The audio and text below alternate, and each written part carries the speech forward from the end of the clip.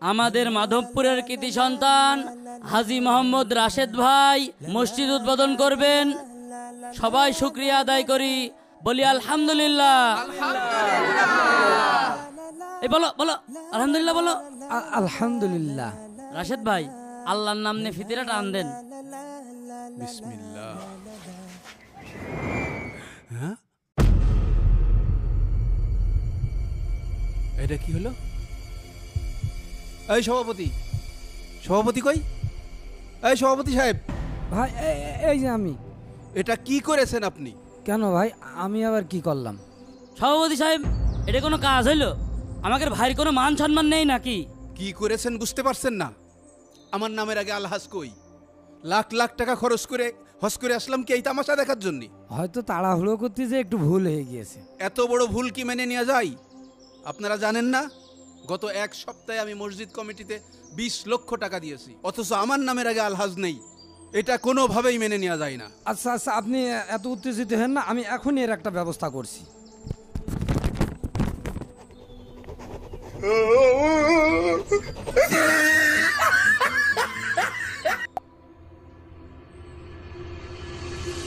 ভাই, হ্যাঁ বল। বরকত ভাই ফোন দিল, বরকত ভাইয়ের বাড়ি নাকি একটা বড় ঝামেলা হয়েছে, এখনই আপনার জাতি বলল।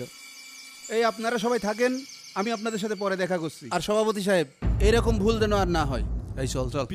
পিয়া, ওরে পিয়া, ও পিয়া, তোরে আমি জীবন দিয়ে ভালোবাসলাম, আর তুই এভাবে আমার ধোকা দিয়ে চলে গেলি।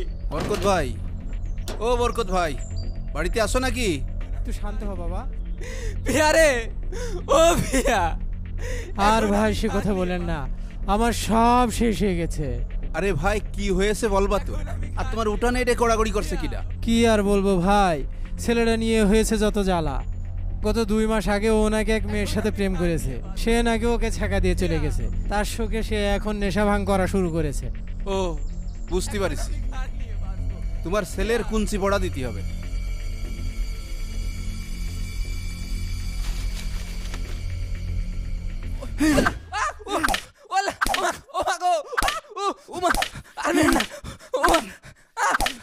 আমি আর কোনোদিন প্রেম করবো না, আমি আর কোনোদিন প্রেম করবো না। আমি কোনো পেয়ারে চিনি না। যাক আলহামদুলিল্লাহ, আপনাকে যে কি বলে ধন্যবাদ দেব, আপনার জন্যই আমার ছেলেটা স্বাভাবিক হলো। মানুষ তো আমাদের গ্রামে একজন, রাশেদ ভাই। আরে হ্যাঁ, তার মতো মানুষই হয় না। এই তো কয়দিন আগে আমাদের মসজিদ ফান্ডে 20 লাখ টাকা দান করেছে।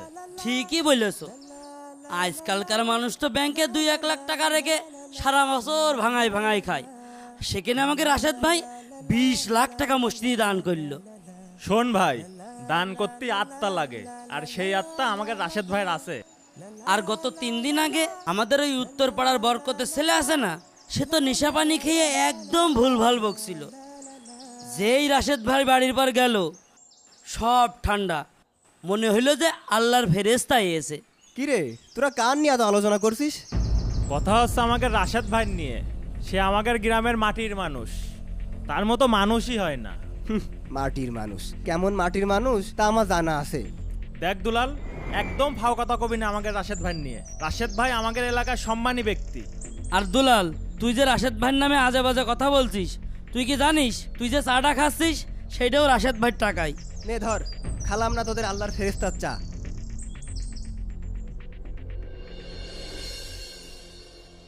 ভাই, তোর সাথে আমার কিছু কথা আছে। কি বলবি বল। আমার আবার দ্রুত পার্টি অফিসে যেতে হবে। বাড়ির পিছনে ওই 3 শতক জমি আছে না, ওই 3 শতক জমি আমি বিক্রয় করতে যাচ্ছি। আমার টাকার খুব দরকার, তুই একটা ব্যবস্থা কর। আমি আবার কি ব্যবস্থা করব? তোর জমি তুই বিক্রি করবি, বিক্রি করে দে। আমি বিক্রি তো করতে যাচ্ছি, কিন্তু তোর জমিতে বিক্রি হচ্ছে না। আমার জন্য জমি বিক্রি করতে পারছিস না মানে? আমি কি তোর হাত পা বেঁধে রাখিছি? হ্যাঁ, তুমি তো হাত পা বেঁধে রেখেছো। আমার 3 শতক জমির মধ্যে তোমার 1 শতক জমি রয়েছে, আমি কিভাবে বিক্রি করব? হয় তুমি এর একটা ফয়সালা করো, না হয় তুমি 1 শতকের টাকা নিয়ে নাও। আমি দুটোর একটাও করব না। কোনো কিছু করবি না মানে? তুই আমার জমির ভাগটা বুঝাই দিবি না? না, দেব না। দেখ রশিদ ভাই, তুই যদি আমার এই জমির মীমাংসা না করে দিস, তাহলে কিন্তু আমি আইনের ব্যবস্থা নেব। এই রাশেদ আইন নিয়ে খেলা করে, আর তুই আমার আইনের ভয় দেখাচ্ছিস। এই সর সর, বেরো এখান থেকে, যা যা। ভাই, তুই কিন্তু কাজটা ঠিক করছিস না। আর শোন, বেশি জমি জমি করলে তোর ওই আইন দিয়ে তোর এমন গেড়া কলে ফেলে দেব যে আর জীবনে দুনিয়ার মুখ দেখতে পারবি না। উপরে তো আল্লাহ আছে, আল্লাহ তোর বিচার করবে। কি ব্যাপার, এখানে একজন লোকের শব্দ শোনা যাচ্ছে। যাই দেখি তো। আশেপাশে কেউ আছেন? হ্যাঁ হুজুর কার সাথে কথা বলছে? চাচা, ও চাচা, আপনি এই এতটুকু ঘরের ভিতরে শুয়ে আছেন কেন? আপনার আত্মীয় স্বজন কেউ নেই?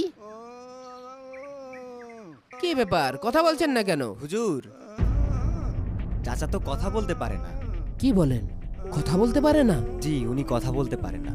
বুঝলাম, কিন্তু উনি এখানে একা কেন? ওনার আত্মীয় স্বজন কোথায়? আপনি এনাকে চেনেন না? ইনি হলো পাশের এলাকার স্বনামধন্য আলহাজ রশিদ ভাইয়ের বাবা। সে বাবার কোনো খোঁজ খবর নেয় না। হ্যাঁ, কি বলেন? রশিদ ভাইয়ের মতন ভালো মানুষ? ভালো মানুষ, সবই লোক দেখানো। উপর উপর তাকে যেমন দেখেন না, ভিতরে একদম তার বিপরীত। এটা কোনো কথা? রশিদ ভাইয়ের মতন লোক তার আব্বাকে এইভাবে বনে বাদরে ফেলে রেখেছে? এই ধরেন সভাপতি সাহেব, এই চেকটা রাখেন, আর যদি টাকা পয়সার দরকার লাগে আমাকে জানায়েন। থামেন সভাপতি সাহেব, দয়া করে আপনি এই টাকা নেবেন না। টাকা নেবে না মানে? এই আপনার কাছে আপনি জানতো। বুঝলাম না ইমাম সাহেব, আপনি এই সকাল সকাল উল্টোপাল্টা কথা বলছেন কেন? ভুলভাল কিছু খেয়েছেন নাকি? এই টাকা দিয়ে মসজিদের কোনো উন্নয়নের কাজে লাগাবেন না। ইমাম সাহেব, আপনি কি এটা কোনো কথা বললেন? কি হয়েছে কি আপনি বিস্তারিত খুলে বলবেন তো? আপনার নিজের জন্মদাতা বাবাকে আপনি ওই কুড়ে ঘরে ফেলে রেখে এসেছেন, আর নিজে তো থাকছেন অট্টলিকায়। ছি! বাবা আছে, আছে, বাসায় আছে। ইমাম সাহেব, আপনি কিন্তু বেশি বেশি করছেন। যে বাবা আপনাকে ছোটবেলায় কোলে পিঠে করে লালন পালন করেছে, সেই বাবাকে কিভাবে পারলেন ময়লা আবর্জনায় ফেলে রেখে আসতে? সি রাশেদ ভাই, সি, আমি কল্পনাও করতে পারিনি যে আপনি মানুষটা এমন। কি হবে রাশেদ ভাই এত টাকা খরচ করে, যদি নিজের বাবার জন্য ৫-১০ হাজার টাকা খরচ না করতে পারেন? ইমাম সাহেব, আপনি এ কথা জানলেন কিভাবে? লোক দেখানোর জন্য এইসব দান করে কোনো লাভ নেই রে ভাই। আর আপনি হয়তো জানেন না, আমাদের প্রিয় নবী হজরত মোহাম্মদ সাল্লাল্লাহু আলাইহি সাল্লাম বলেছেন, ৩ শ্রেণীর মানুষকে দিয়ে জাহান্নাম উদ্বোধন করা হবে। তার মধ্যে প্রথম শ্রেণী হলো সেই দানবীর যে দান করে এই আশায় যে মানুষ তাকে দানবীর বলবে। আমি কি করলাম আব্বা?